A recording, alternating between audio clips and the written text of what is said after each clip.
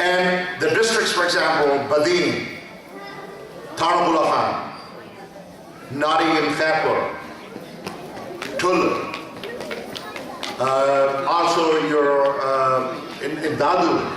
These are the places where oil and gas is produced.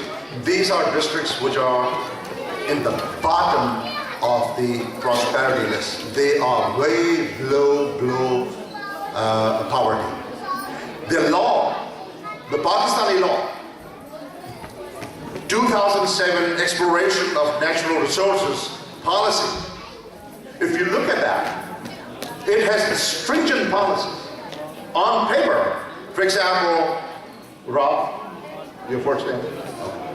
If Rob says, hey guys, I went to Sana meeting and this guy was talking about his numbers and he was saying that Pakistan government is not being fair to its own people, and you come here with all these ornaments, hanging off your chest. You thumb your chest and you said that you've made a great progress and you're inclusive.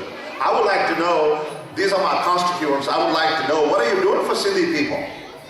They'll say, oh, we're doing great. Look at our policy, 2007 Natural Resource Exploration Policy. It is so stringent. We give more priority to the local resources, local people. We're coming in to give them education, we're doing this, we're doing that. And he's going to say, well, I don't know what that guy was talking about. But the proof is in the pudding. On the ground, they don't do anything. Nothing. There's one thing called Petroleum Concession Agreement. It's a 100 pages agreement that all companies have to sign. There is a production bonus that is supposed to be distributed in the local communities. 11,500 jobs. Burma Shell has 11,500 jobs. Guess how many jobs native Sindhis have? 1,000. And they are also petty peons, nothing more than that. That is not called freedom. That is not called freedom. Occupied nations and occupiers behave that way. This freedom has to be completed. The Pakistan has to become the rainbow. The governance has to be from bottom up.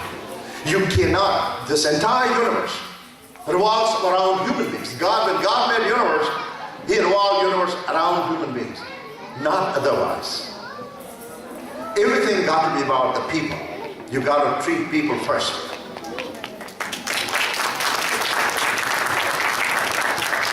Because prosperity, I tell you very honestly, you can build a palace, but if you have misery around that palace, you can build mile-long tall wall, but you can't buy security. Security is distribution of prosperity, and that is true not only within the nation, but without the nation, outside, between the nations.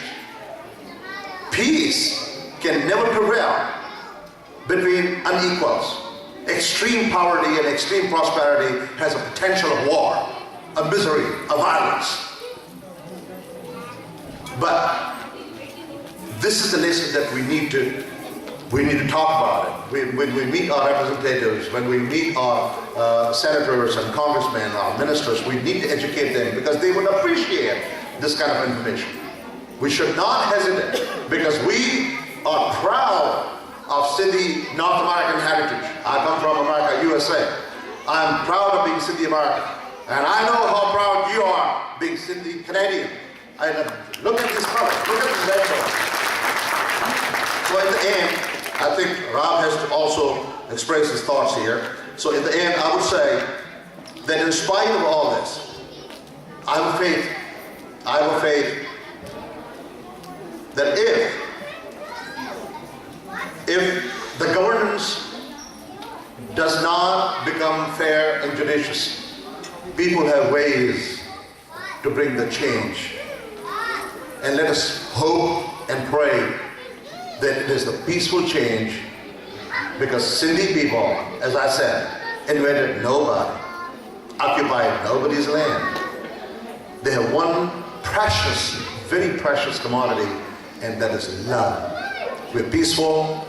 We have never invaded anybody. We have never initiated any war. We don't hate anybody. We love everybody. And let's hope that one day, power of our love makes humble governance in Pakistan and throughout the world. Thank you very much. It was my pleasure.